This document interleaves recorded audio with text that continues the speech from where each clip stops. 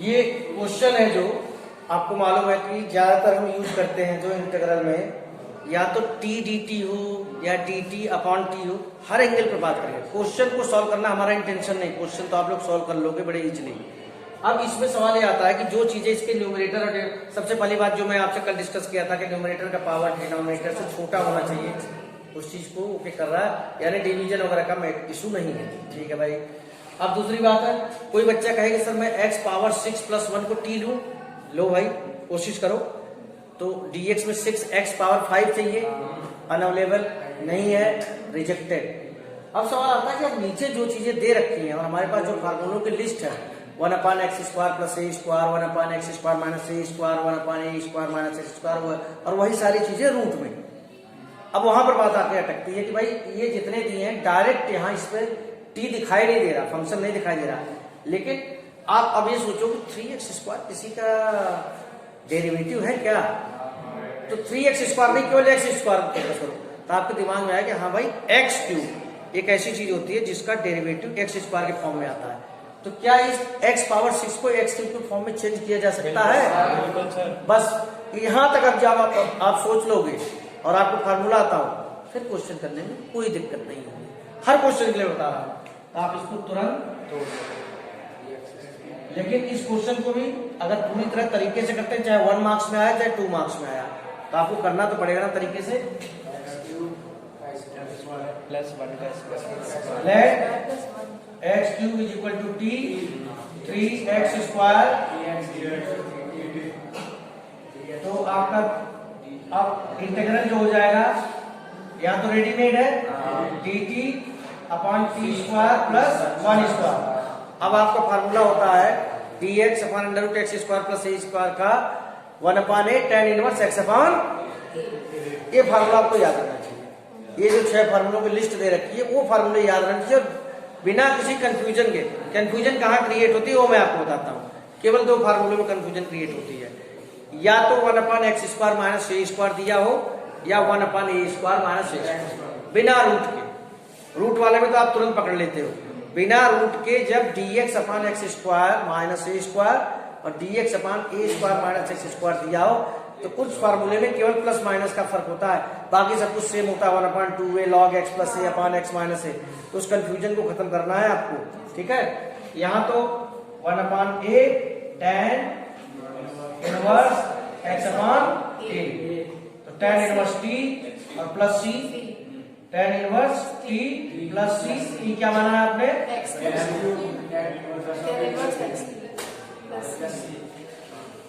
And this is your answer. एक part आपका इस तरीके से हो गया। सबसे पहले आप इसी स्टैंडर्ड फॉर्म में लाएंगे। कैसे लाएंगे मैं आपको बता रहा हूं, समझने की कोशिश करना। रूल ऑफ ब्रैकेट, ब्रैकेट का रूल क्या?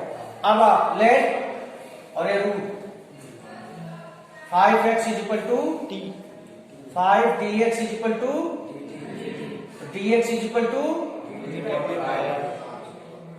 इंटीग्रल क्या हो गया आपका? dt upon 5 under root 3 square minus. अब आप लगा सकते हो 1/a square minus x square में sine inverse x upon a लिखते हो, या sine inverse t upon a लिख देना, खत्म बात। 1/5 से कोई लेना देना नहीं है। Sine inverse plus 1/5 sign inverse t क्या माना है? 5, and this is your answer. इसको आप डायरेक्ट मत कर देना। यहाँ पे कुछ बच्चे इसको इसी फॉर्म में लिख के और डायरेक्ट लगा देते हैं, आंसर तो आ जाता है, लेकिन टेक्निकल फॉल्ट क्या है? आपको फार्मूला क्या सिखाया गया है? आपको फार्मूला सिखाया गया है कि integration of dx upon under root a square minus x square. तो जब वो x की बात करता है तो x के साथ कोई नंबर अटैच नहीं होता, कांस्टेंट अटैच नहीं होता, केवल वेरिएबल होता है। तो इसको भी बेटा कुछ ऐसा करो, केवल वेरिएबल आए तब ये वाला फार्मूला लगा दो। क्लियर है? देखिए आप लोगों को आंसर्स आते हैं, क्वेश्चन करना जानते हो आप लोग, लेकिन एक फॉल्ट चल रहा है और ये फॉल्ट प्रैक्टिस से खत्म होगा। How to write your answer correctly according to board exam. कैसा लिखना है आपको? आप आंसर सही निकाल लेते हो, लेकिन मेथड ऑफ रिप्रेजेंटेशन थोड़ा सा लूज हो जाता है, गड़बड़ हो जाता है। जिससे मेच्योरिटी नहीं शो होती है। ऐसा लगता है कि बच्चा कर तो रहा है लेकिन पूरी तरह इसको इंटीग्रल की जो बेसिक चीजें है ना उसका नॉलेज नहीं है। तो वही चीज मैं बताने की कोशिश कर रहा हूँ। जब आप कोई चाहे 1 नंबर क्वेश्चन करते हो, चाहे 2 नंबर का, चाहे 4 का या 5 का, आपके लिखने के तरीके से एग्जामिनर को पता चलता है कि आपको इंटीग्रल में कितनी नॉलेज है। लिखने के तरीके से आप कुछ जगह ऐसी चीजें लिख देते हो। अब मान लो किसी बच्चे ने यहाँ पर जब 5x को t माना और एक बच्चा नहीं मान रहा है और डायरेक्ट कर रहा है, तो एग्जामिनर कहेगा इसको बेसिक चीज, जो बेसिक फार्मूला, वो बेसिक फार्मूला क्या है उसका नॉलेज नहीं है। कुछ बच्चे यहाँ dx लिखना पसंद नहीं करते हैं जबकि इंटीग्रल का साइन लग रहा है, उससे होता कुछ नहीं है, आंसर तो आपका अब भी यही आएगा, लेकिन आप कितना बड़ा फॉल्ट कर रहे हो। ये सब चीजों से आपको अपने आप को बचाना है। और कुछ ट्रिग्नोमेट्री के फॉर्मूले हैं, जैसे sec x tan x, integral dx दिया है उसका sec x होता है, और cosec x cot x dx दिया तो उसका माइनस। अब यहाँ पर एग्जाम में कंफ्यूजन क्रिएट होता है, क्या किसमें माइनस लगता था, किसमें माइनस नहीं लगता था। यहाँ तक कि साइन और कॉस भी आपको डिस्टर्ब करते हैं। भाई डिफरेंशिएशन में मैं आपको सिखाता हूँ, साइन एक्स का कॉस एक्स होता है, कॉस एक्स का साइन एक्स। डिफरेंशिएशन में तुमने याद कर लिया, रट लिया, समझ लिया। अब वो चीज इंटीग्रेशन में आई तो साइन एक्स का माइनस कॉस होता है, कॉस का साइन एक्स होता है। तो इस चीज को एडजस्ट करना, ब्रेन को इसको फीड करना, एनालिसिस करना, ये सारा काम आपका है।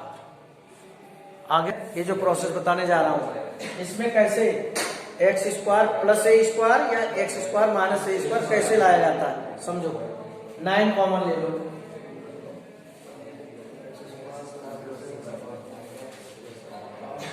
ठीक है। इसको आप सिंप्लीफाई कर सकते हैं, कर लिया। सेकंड स्टेप, एक्स के पहले क्या आ रहा है 2/3, इसमें 1/2 का मल्टीप्लाई करो। क्यों? क्योंकि ये 2ab है। क्या है? 2 से डिवाइड करो या 1/2 से मल्टीप्लाई करो। पहले तो आपने कॉमन ले लिया, क्योंकि किसको कॉमन लोगे आप, जो एक्स स्क्वायर के पहले कांस्टेंट है उसको आपने कॉमन ले लिया। ओके, दूसरा स्टेप, एक्स के पहले जो नंबर आ रहा है उसमें 1/2 का मल्टीप्लाई करो, तो 2/3 इंटू 1/2 क्या आ जाएगा बेटा? 1/3। अब बेटा एक्स स्क्वायर वाला टर्म लिख लो, ये वाला भी लिख लो, कोई दिक्कत नहीं है। जो आया है उसको पहले प्लस का स्क्वायर लिखो, क्या? और फिर अब कहोगे सर ये चीज ये क्यों की जाती है? क्योंकि मैंने आपको बताया ना ये 2ab है, ये स्क्वायर है। हमको b नहीं मालूम था कि b क्या चीज है, और एकदम क्लियर है, a square plus b square plus 2ab ना हो तो देखो 2ab का मैं आपको वेरिफिकेशन दिखा रहा हूँ। a है, ये b है, 2 इंटू एक्स इंटू 1/3, ये चीज आएगी कि नहीं आएगी? यानी कुल मिला के बात यह है कि शुरू के 3 टर्म्स को आप ध्यान से देखना। यहाँ लिखते समय आपसे एक गलती हो सकती है, हो सकता है माइनस वाला आप पहले लिख दो। हमेशा पहले प्लस का स्क्वायर लिखते हैं फिर माइनस का स्क्वायर। अब शुरू के 3 टर्म्स जो दिए हुए हैं आप देखो, क्या तीनों में प्लस है, किसी एक में माइनस है, बस यही देखना। तीनों में प्लस है तो ये प्लस बी का होल स्क्वायर है, और कोई एक में माइनस है तो ये माइनस, भाई तीनों में प्लस है ना, ये क्या है ये। अब बचा क्या आपके पास 1/9 प्लस 5/4, और इसको आप सॉल्व करोगे तो क्या आ जाएगा 4/9। अब आप बिल्कुल सही चल रहे हैं, ये आपका पूरा क्वेश्चन ये जो मैं कर रहा था उसी फॉर्म में आ गया। 9 आपने बाहर ले लिया, ए इंटीग्रल आपका क्या हो गया देखना ध्यान से, dx जो 9 आ रहा है इसको मैं 1/9 तो लिखूंगा, डिनोमिनेटर में है, और यहाँ क्या बच गया बेटा 1/3 का प्लस 2/3 का। ध्यान रखना ये चीज जो मैं लाया हूं ये यहीं से निकल के आई है। अगर इस पूरे को सॉल्व करोगे, ओपन करोगे और 9 का मल्टीप्लाई करोगे, आप फिर से यहीं पर आ जाओगे। तो ऐसा किया क्यों? स्टैंडर्ड फॉर्म लाने के लिए 1/x² प्लस a²। इसके आगे आप कर लोगे x प्लस 1/3 को t मानोगे, सारे कार्यक्रम हो जाएंगे, और इसमें फार्मूला लग जाएगा 1/a tan inverse x/a, and you will get your answer. Clear है? तो यहां पर सबसे पहली बात है कि जब इस तरह का केस एराइज हो तो इसको परफेक्ट स्क्वायर यानी कि एक्स स्क्वायर प्लस ए स्क्वायर या एक्स स्क्वायर माइनस ए स्क्वायर या ए स्क्वायर माइनस एक्स स्क्वायर या रूट में कैसे लाएंगे उसका प्रॉपर तरीका मैंने बताया कि एक्स स्क्वायर के पहले जो नंबर आ रहा है उसको पहले कॉमन ले लो। क्या ले लो?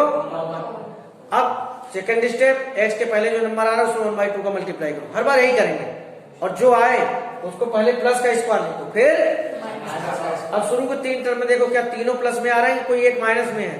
तीनों प्लस में है तो ये प्लस बी का होल स्क्वायर, एक कोई माइनस में है तो ये माइनस बी का होल स्क्वायर। अब बाकी लोगों को देख लो प्लस में आ रहा है कि माइनस में आ रहा है, सॉल्व करके और फिर तो आपके पास आ जाएगा। क्लियर है?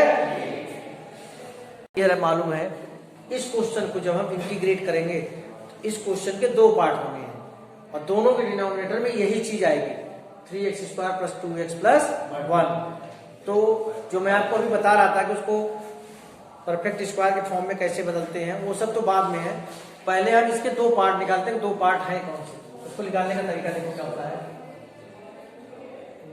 a d/dx of 3x square 2x plus 1 plus d। अब यहाँ पर क्या आ जाएगा, a 6x plus 2 plus b। इसको हटाना पड़ेगा आपको, सॉरी इसको नहीं लिखना है आपको, यहाँ केवल 5x माइनस 2। बात को समझो आप, ये चीज आपने इक्वल टू रख दी। जो न्यूमरेटर था a df/dx ऑफ डिनोमिनेटर, इसे लिख रखा था कि आप पता कर पाओ, और प्लस b। अब आप बेटा खोलो इसे और देखो x के साथ क्या आ रहा है, 6ax plus 2a plus 6a is equal to 5, a is equal to 5 from 6 और 2a plus b is equal to -2। a की वैल्यू 5.6 आ चुकी है।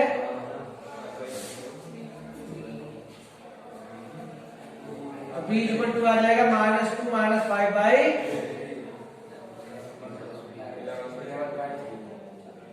अब यही इंटीग्रल का जो क्वेश्चन था आपका, integral of 5x minus 2 upon 3x square plus 2x plus 1 dx is equal to हो जाएगा। a की वैल्यू आपने क्या निकाली 5.6 और इसका इंटीग्रल क्या है 6x plus 2 upon 3x square plus 2x plus 1 dx। पहला हो गया और b क्या निकाला बेटा -11/3 dx upon 3x square plus 2x plus 1। अब आप यहां तक आ गए, यहां तो कुछ नहीं करना है, ये t है और ये क्या है 5/6 निकाल के log 3x square plus 2x plus 1, ये हो गया। यहां पर क्या करोगे बेटा, इसको बाहर ही रहने दो। अभी जो मैंने तुम्हें मेथड बताया है, i कॉमन लेके, सॉरी 3 कॉमन लेके और बाकी कार्यक्रम तो जानते हो। ऐसे क्वेश्चंस में अब समझो आप, ऐसे क्वेश्चंस में आप ऐसे करोगे, जब आपको नीचे t जो फंक्शन दिया है उसका एग्जैक्ट डेरिवेटिव न्यूमरेटर में ना दिया हो तो तब आप ये वाला काम करते हो।